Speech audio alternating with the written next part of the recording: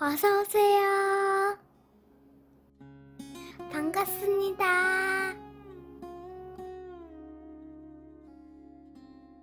안녕하세요. 형부와 결혼한 처제이자 아내입니다. 제 소개가 조금 애매하지만 사실입니다.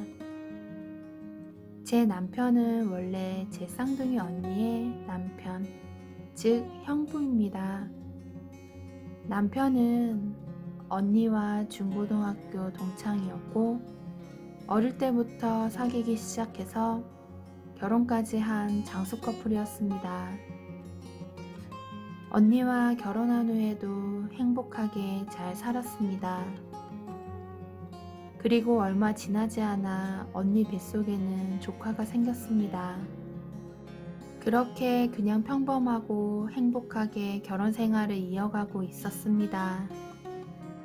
어느 정도 배가 불러왔을 때쯤 언니는 육아휴직을 하였고 평일 낮에는 혼자 집에 있었습니다.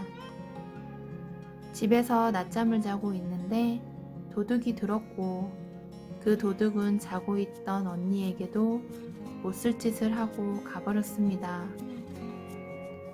저녁에 형부가 퇴근하고 집에 올 때까지 손, 발이 묶여 있었고 입도 테이프도 붙여 있었습니다. 그리고 하혈을 하고 있었습니다. 놀란 형부가 실신한 언니를 데리고 급히 병원에 갔지만 아기는 유산하였고 언니의 건강 상태도 안 좋았습니다. 한 2달간의 병원 생활 후 퇴원을 하였지만 언니는 정신적인 충격과 우울증에 힘들어하다가 그해 겨울에 스스로 하늘나라에 갔습니다. 온 가족이 모두 다 힘들고 슬퍼했지만 특히 형부의 그 표정이 아직도 잊혀지지 않습니다. 장례식 이후로 형부는 아무렇지 않은 듯 지내는 것 같았지만 퇴근 후 집에서 술로만 살고 있었습니다. 한참 지난 후 범인이 잡혔다는 연락을 받았지만 형부는 가보지 않았습니다. 이미 의미가 없다며 선처 없이 죗값을 다 받았으면 좋겠다고 하고 전화를 끊었다고 하였습니다. 가끔 엄마가 만들어주신 반찬을 들고 형부네 집에 가면 거실도 안방도 전부 예전 그대로였습니다. 다만 작은 방에서 형부가 지냈습니다. 그 방 안에는 먹다 남은 안주들과 소주병들 그리고 언니 사진뿐이었습니다. 갈 때마다 청소 및 깨끗이 치우고 오지만 다음번에 가보면 또 똑같이 되어 있었습니다. 그렇게 1년이란 시간이 지나고 언니 기일에 형부가 저희 집으로 왔습니다. 어느 때보다 환하게 웃으며 들어왔지만 얼굴은 많이 변했고 몸은 왜소해졌습니다. 저희 엄마가 형부를 안으시며 자네라도 잘 지내야지 왜 이러고 있냐고 하시며 펑펑 우셨습니다. 그날 이후 엄마의 반찬 심부름을 더 자주 가게 되었습니다. 그리고 결국 대학원생이었던 저는 형부네 집에서 자취를 하게 되었습니다. 형부의 술방은 제 방이 되었고 형부는 다시 안방에서 지내게 되었습니다. 한동안 밖에서 술을 마시고 들어왔지만 어느 순간부터는 일찍 술도 안 먹고 들어오셨습니다. 그 시간에 맞춰서 저녁을 준비하였고 낮에 학교 안 가는 날이면 밀린 빨래와 청소도 하였습니다. 그리고 베란다에 꽃 화분도 사다 놓았습니다. 형부는 제 덕분에 집으로 퇴근하는 길이 덜 슬퍼졌다며 고맙다고 하였습니다. 그렇게 2년이라는 시간이 지났습니다. 어느 순간부터 형부보다는 오빠라고 부르게 되었습니다. 그 아파트 단지 내에서는 언니에 대한 소문을 다 알고 있기에 처제 형부라고 부르며 다니기에는 주변 눈치가 좀 보였습니다. 그러다 제가 졸업을 하고 취업을 하면서 제가 다니는 회사 근처로 형부가 이사를 갔습니다.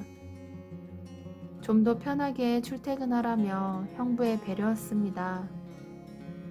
언니와 살던 집을 비우고 나가면서 형부가 많이 울기는 하였지만 그래도 이제는 언니를 보내줘야 할 것 같다며 이사를 결심했다고 하였습니다. 그러면서 이제 취직도 했으니 좋은 남자 만나서 시집 가라고 하였습니다. 있고 싶을 때까지 지내도 되니 독립하려고 하지 말고 결혼 자금에 저축하라고 하였습니다. 형부는 다른 사람 만나실 거냐고 물었더니 세상에 언니는 단 한 명이라며 생각이 없다고 하였습니다. 제법 많은 시간이 지났는데도 아직도 20대 후반인데도 언니만을 생각하는 형부가 고맙기도 하였지만 안쓰럽기도 하였습니다. 그리고 이런 멋진 사랑을 받았던 언니가 부럽기도 하였습니다. 어느 날은 형부가 언니 옷과 각종 액세서리들, 가방 등등을 주시며 이제 저보고 쓰라고 하였습니다. 내버려 두면 뭐하냐며 제가 쓰고 다니면 언니가 더 좋아할 것 같다고 하였습니다. 옷, 액세서리, 가방 등 몇 년을 안 사용한 것인데도 새로 산 것처럼 전부 깨끗이 잘 관리가 되어 있었습니다. 옷이 별로 없었기에 언니 옷을 입고 다니는 날이 많았습니다. 늦게까지 야근하고 집에 들어갔는데 안방에서 형부의 우는 소리를 들었습니다. 술도 오랜만에 많이 드신 것 같았습니다. 조용히 문을 열고 들어갔습니다. 저를 보더니 언니의 이름을 부르며 끌어안았습니다. 저도 형부를 안아주었습니다. 그리고 머리를 쓰다듬어 주었습니다. 그날 그렇게 안방에서 형부가 잠을 잘 때까지 같이 있었습니다. 그날 이후 형부에 대한 연민인지 동정인지는 모르겠지만 형부에 대한 감정이 생기기 시작했습니다. 그리고 저희 부모님께 이 사실을 말씀드렸습니다. 처음에는 두 분 다 당장 그 집에서 나오라고 하셨지만 많은 대화와 설득 끝에 허락을 받았고 형부에 대한 제 마음을 표현하기 시작하였습니다. 형부의 계속된 거절에도 저는 시간을 가지고 계속 마음의 문을 두들겼습니다. 그리고 결혼을 하였습니다. 지금도 언니 기일이 다가올 때쯤이면 가끔 술을 많이 취할 때면 저를 보고 언니 이름을 부르기도 하지만 그 마음을 너무 잘 알기에 여전히 받아주고 있습니다. 그리고 아직도 마음 한켠에 언니를 사랑하고 있는 것을 잘 알고 있습니다. 그래서 제가 형부를 사랑하게 되었는지도 모르겠습니다. 형부였고 오빠였고 남편이 된 이 남자를 정말 사랑합니다. 가끔은 언니가 꿈에 나와서 고맙다고 이제야 마음이 편하다고 하였습니다. 긴 글 들어주셔서 감사합니다. 구독과 좋아요 꾹꾹 눌러주세요.